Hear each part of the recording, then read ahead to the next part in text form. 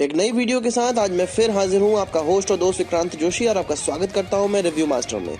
आज की इस वीडियो में हमारा जो बेस रहेगा वो बिजनेस स्टैंडर्ड की एक खबर रहेगी, जिसमें कि यह बताया गया है कि भारत के पास ऑलरेडी एक इलेक्ट्रॉनिक वॉरफेयर सूट डेवलप हो चुका है। फिर भी भारत ने तेजस के लिए जो अभी अभी कॉन्ट्रैक्ट अलॉट किया है वो एल्टा कंपनी को किया है इसी वॉरफेयर सूट के लिए और रडार के लिए।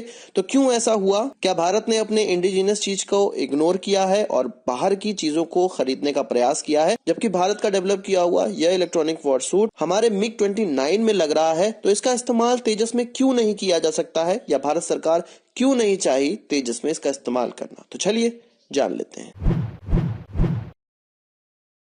आपको कुछ दिनों पहले मैंने खबर में बताया था कि एल्टा एसा रडार और एल्टा कंपनी के ही इलेक्ट्रॉनिक वॉरफेयर सूट को चुना गया है तेजस के लिए, तेजस MK1A के लिए, जिसका कॉन्ट्रैक्ट HAL के द्वारा एल्टा के साथ साइन किया गया 26 अक्टूबर 2018 को, यानी कि इसी साल अक्टूबर में। यह Elta company Israel aerospace industry की एक सब्सिडरी है जो कि इसी प्रकार के वॉर सूट और रडार बनाने में इन्वॉल्व रहती है। तो बिजनेस स्टैंडर्ड में एक खबर निकलकर सामने आई कि HAL ने एक ऐसे प्रोडक्ट को इग्नोर किया है जो कि भारत में डेवलप किया गया है, DRDO के द्वारा डेवलप किया गया है, जिसको कि इंडियन एयरफोर्स के MiG-29 में इस्तेमाल करने के लिए ऑलरेडी पास किया जा चुका है, और 60 इस प्रकार के MiG में यह इलेक्ट्रॉनिक वॉरफेयर सूट लगाया जाएगा। DRDO के laboratory defence avionics research establishment ने प्रोजेक्ट D29 के अंतर्गत इस प्रकार का इलेक्ट्रॉनिक वॉर सूट डेवलप किया है, जो कि इजरायली कंपनी एलिसरा और इटालियन कंपनी इलेक्ट्रॉनिका के साथ मिलकर बनाया गया है। एलिसरा एल्बिट सिस्टम की एक सब्सिडरी है, जिसमें की पहले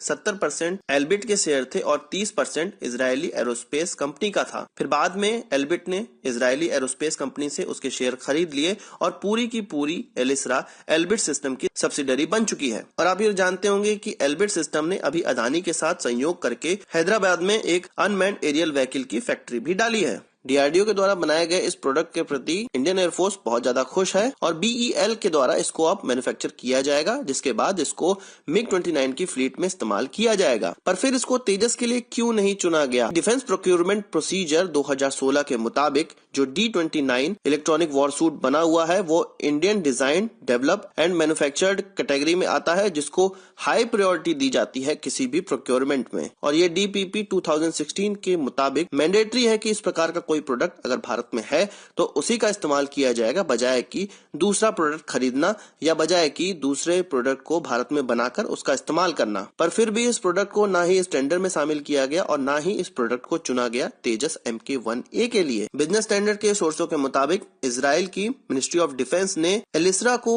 अलाउ नहीं किया था तेजस की इस टेंडरिंग में भाग लेने के लिए, ताकि उनकी जो एल्टा कंपनी है, उनकी जो सरकारी कंपनी एल्टा है, उसको कॉन्ट्रैक्ट में शामिल होने का मौका मिले या उसको ये कॉन्ट्रैक्ट मिल जाए। एलिसरा ने इंडियन एयरफोर्स और मिनिस्ट्री ऑफ डिफेंस को इसके प्रति खत भी लिखा था कि उनको इस टेंडर में पार्ट लेने का मौका नहीं मिल रहा है, पर इसका जवाब इंडियन एयरफोर्स ने उनको नहीं दिया हुआ है। आप जानते होंगे कि 2015 में इंडियन एयरफोर्स ने HAL के तेजस से खुश न होके मिनिस्ट्री ऑफ डिफेंस, HAL और इंडियन एयरफोर्स के बीच में एक एग्रीमेंट हुआ था, जिसमें की कुछ 5 स्पेसिफिकेशन को इम्प्रूव करने की बात कही गई थी। इनमें से अपग्रेडेड EW सिस्टम यानी कि electronic warfare system, AESA radar और Meteor long range air to air missile की बात कही गई थी कि इन सब को तेजस में इंक्लूड करना होगा। तो उसी के तहत यह टेंडर निकाला गया था, जिसमें कि एसा रडार की बात की गई थी और इलेक्ट्रॉनिक वॉरफेयर सिस्टम की बात की गई थी, जिसमें से दोनों का ही कॉन्ट्रैक्ट इजरायली एल्टा कंपनी को दे दिया गया। तो यहाँ पर किसी के पास भी यह जवाब नहीं है कि क्यों ऐसे इंडिजिनस प्रोडक्ट को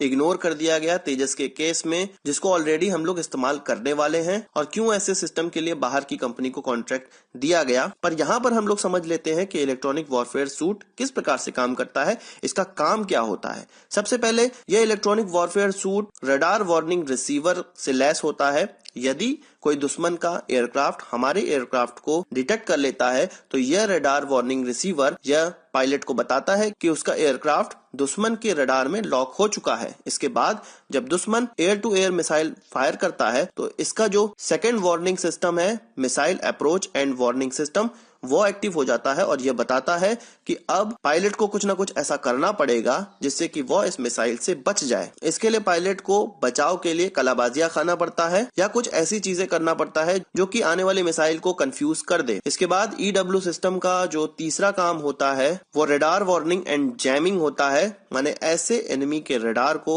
जो कि हमारे एयरक्राफ्ट को डिटेक्ट कर रहा है उस पर concentrated electronic magnetic pulse generate करे जिससे कि उसका रडार कंफ्यूज हो जाए और वो हमारे एयरक्राफ्ट को डिटेक्ट ना कर पाए। इस प्रकार के इलेक्ट्रॉनिक वॉरफेयर सूट एयरक्राफ्ट के पंखों के नीचे में लगे होते हैं या अलग अलग जगह पे इसको लगाया जा सकता है इसके डिजाइन के मुताबिक, या ऐसा भी हो सकता है कि कई एयरक्राफ्ट के ग्रुप में एक एयरक्राफ्ट इस चीज के लिए बनाया गया हो इलेक्ट्रॉनिक वॉरफेयर के लिए और उसी का इस्तेमाल इन सारी गतिविधियों के लिए किया जाए। पर इंडिविजुअल एयरक्राफ्ट में इस प्रकार के सूट को लगाया जाना ज्यादा कारगर होता है। इसके बाद जो फाइनल इलेक्ट्रॉनिक वॉरफेयर सिस्टम का पड़ाव होता है वो काउंटर मेजर डिस्पेंसिंग सिस्टम होता है जो कि इनकमिंग मिसाइल के लिए या तो मेटेलिक स्ट्रिप का एक क्लाउड छोड़ता है जिससे कि मिसाइल कंफ्यूज हो जाती है और एयरक्राफ्ट समझ के वहीं पे फट जाती है, या यदि मिसाइल इंफ्रारेड सीकर से लैस है और उसी के थ्रू काम कर रही है तो उसके लिए फायर फ्लेयर छोड़ता है जिससे कि वह उस आग की तरफ मुड़ जाती है जो कि गुमराह करने के लिए छोड़ी गई है और इससे भी एयरक्राफ्ट बच जाता है। सो इस प्रकार से इलेक्ट्रॉनिक वॉरफेयर सिस्टम किसी भी एयरक्राफ्ट में काम करता है। हमारे राफेल में भी इसको लगाया जा रहा है और इसको इंडिया स्पेसिफिक इनहेंसमेंट के थ्रू लगाया जाएगा उसमें। सो फिर से बात करते हैं अपने D-29 DRDO के प्रोजेक्ट के लिए। तो मेरा मानना है कि उसको क्यों नहीं सिलेक्ट किया गया होगा। सबसे पहली बात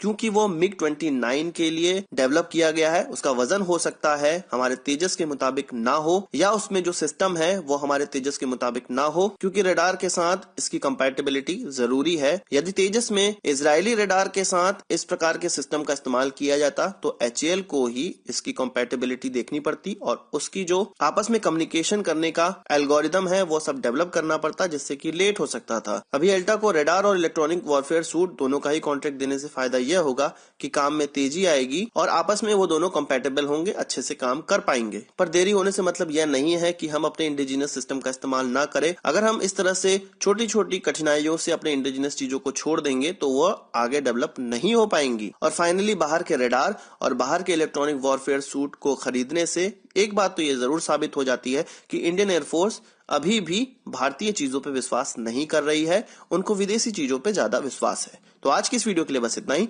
आशा करता हूं आपको वीडियो पसंद आया। अगर आपको एक बड़ा थम्स अप जरूर देंगे। इस वीडियो से संबंधित कोई सवाल सुझाव तो कमेंट बॉक्स में जरूर लाइएगा और यदि आपने हमारे चैनल को सब्सक्राइब नहीं किया उसे भी कर लीजिए क्योंकि हम इस प्रकार की वीडियो लाते रहते हैं। नमस्कार, थैंक यू, जय हिंद।